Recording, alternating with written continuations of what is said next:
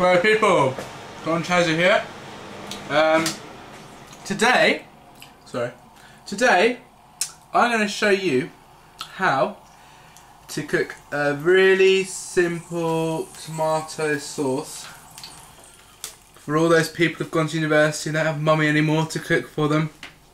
I'll show you something really simple, easy, quick as well, healthy. So hopefully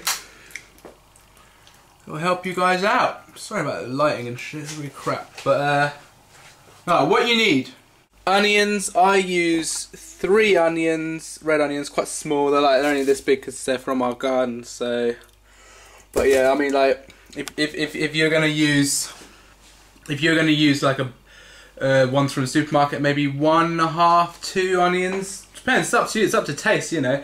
I've put 6 garlic cloves in because I've got a bit of a cold and trying to get rid of, you know, antioxidants and all that crap. But I'll probably put about 3 or 4 in, maybe.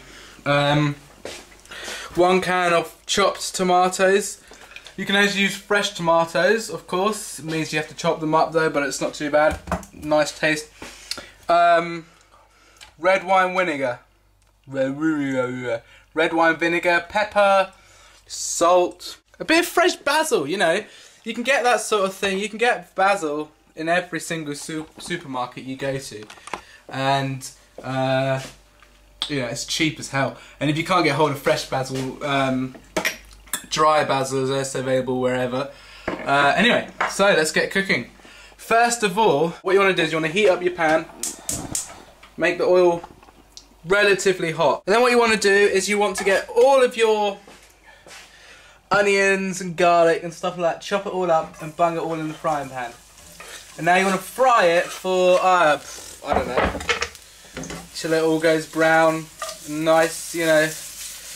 I'm quite a messy cook, so excuse me if I make a huge mess. So you're going to want to fry it till everything goes nice and soft and brown. Now while this is frying up, oh, another thing you need as well is, shit, I'm going to bet my face on the frying pan. Another thing you'll need, not essential, but it gives a nice colour and a bit of thickness to the sauce, is tomato puree. Very cheap, available in all supermarkets. You know, this is an extremely cheap meal to do, and you can do it multiple times because, you know, if you buy a garlic clove, you've got at least 12 pieces of garlic in there that you can use, and so what, that's like 3 different dishes, you know. You buy a bag of onions. Anyway, so they're softening up nicely, getting a nice bit of colour. Not too high a heat. You know, you don't want to burn it because if you burn garlic, garlic starts to go quite bitter when you burn it. So you want to watch, you know, you want to watch how much you cook this. Makes your eyes water a little bit. Now, next thing you want to do is you want to get your tin tomatoes. And you want to open them up. Ooh, crazy, right? Right, so, careful you don't cut yourself.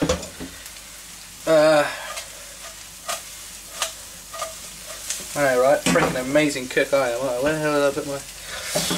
so yeah, just stir them around, and once they start getting a little bit of colour, you know, just a bit of golden brown, not too much because you don't want to burn it, but you know, try to get the onions and the garlic to soften up, release the flavours, and eventually they will go like a very, very golden sort of nice colour. I mean, you don't want to go to brown because brown's going to taste horrible. Okay, so now that you've got your garlic and onions softened up, looking pretty good, you want to add tomato puree. Not puree, sorry, chopped tomatoes. You want to add chopped tomatoes. Now be careful not to splash it everywhere because this shit can burn. Cool. Remember, always recycle.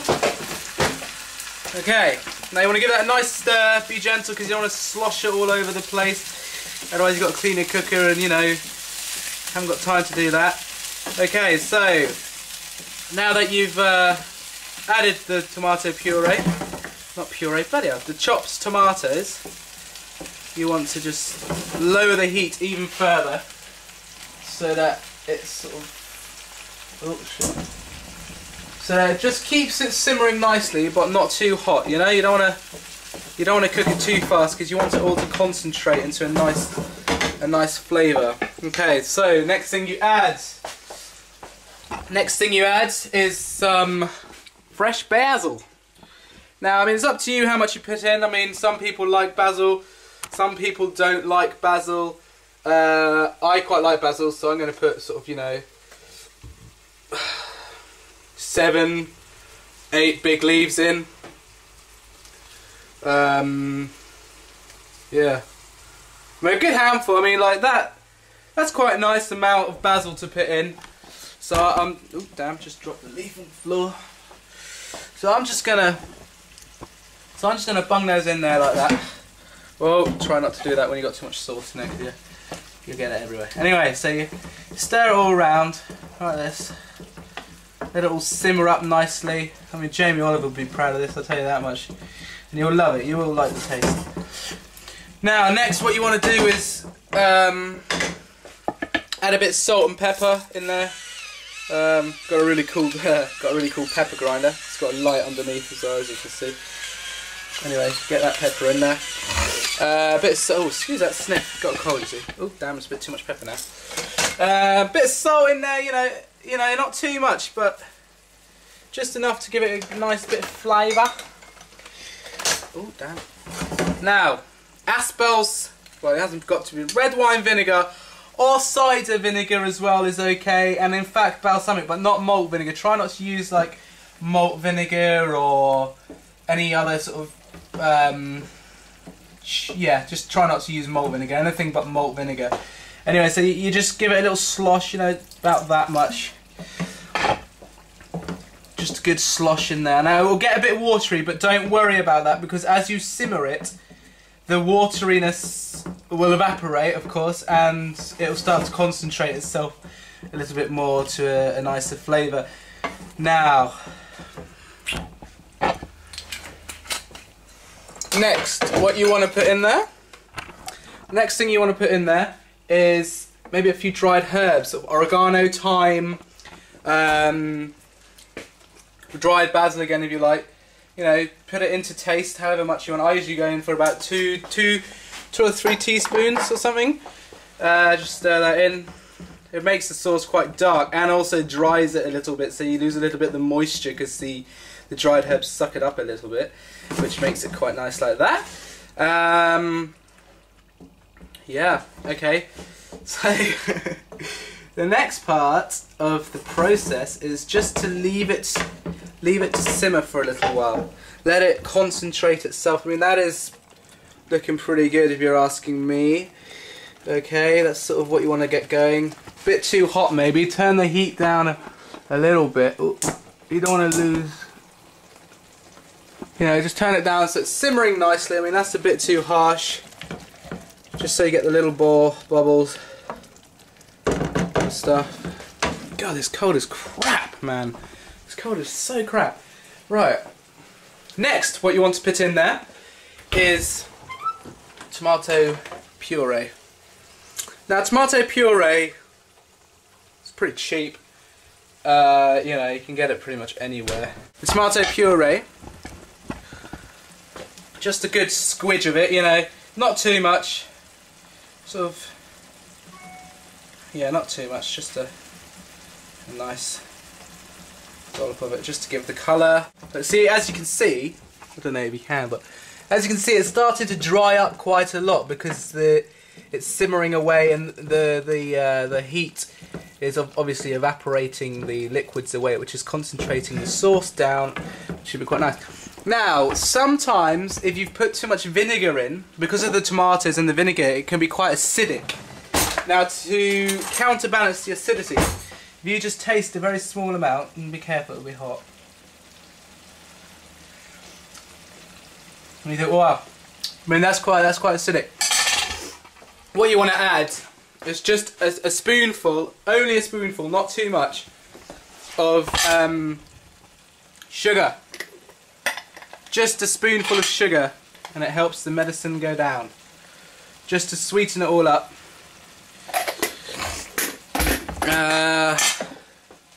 Give that a good stir in. Right.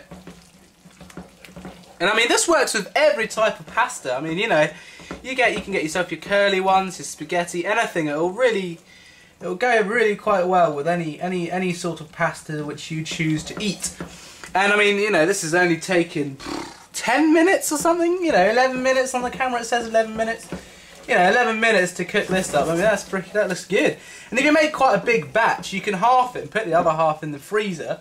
And then when you're like, oh, I've got to go on a night out or something, and you think, oh, well, hang on, I'll just quickly have something to eat or something, you know, whatever. You need something to eat quickly. Just get it out of the freezer, put it in the frying pan, and you know, liquidize it again, or yeah, and it'll be ready to go. Now what you want to do is you want to turn the heat off, because that's pretty much how you want it. And then if you can, put a lid on top of the pan, and that will keep it warm whilst the heat's off, and whilst you're cooking your, that will keep it warm whilst you're cooking your pasta. Now for pasta, I mean, I really hope that I don't have to tell you how to cook pasta, because pasta's really simple to cook. It's a great thing to eat as well. It's energy, cheap as hell. Okay, so now my pasta is boiled, as you can see, and I'm going to empty it into there magically. So now the pan can be hot, so be careful not to touch the bloody handles without a tea towel. Doodle-doo. Otherwise you could encounter a nasty little burn. Right, now you pour it in here. There we go. Give the pan a small rinse because there's like loads of scum in there. Just give it a little swirl, just like that. Get rid. Right. Now, you want to get rid of all the excess water on your pasta, just by giving it a little shaky wakey, and then put it back into the pan. Dude, this is good. Right, now, okay, it's cooled down, it's alright to hold. Now, what you want to do is you want to add a bit of oil, you know, not too much, just a bit to moisten it up, because if you don't add oil then it gets a bit fluffy, because as it dries out, yeah, it just gets really yucky and fluffy. So I'm just going to mix the oil in. And now for that splendid sauce that we all made. Now, adding the sauce, well, I mean, you know, it's not rocket science really, but be careful because it will still be hot even though it's been sitting there for the last 10 minutes. Right, so you just want to add all the sauce in like that. Alright. Right, now you just want to mix it all up. Look at that. I mean, that is good looking food right there, boys. And girls, sorry. I know the photography's not great on this, but it's quite hard to cook and video record at the same time. Anyway, so there you go. I mean, look at that bloody garlic in there. I'm going to be farting so much tonight. And then you just leave the washing up for your roommates to do. That's what I'm talking about. Okay, so there's the finished article. Yummy, yum, yum. Tastes good. And this is like the first cooking video I've ever done. But let's hope that maybe it's not the last. I mean, if you like this, then please put a comment below, either on Facebook, Twitter, or YouTube, and tell me, you know, if it helped you out, if it was yummy, if you liked it, because damn, I like it. It's good. Cool. See you later. Hello from Don Chazzy.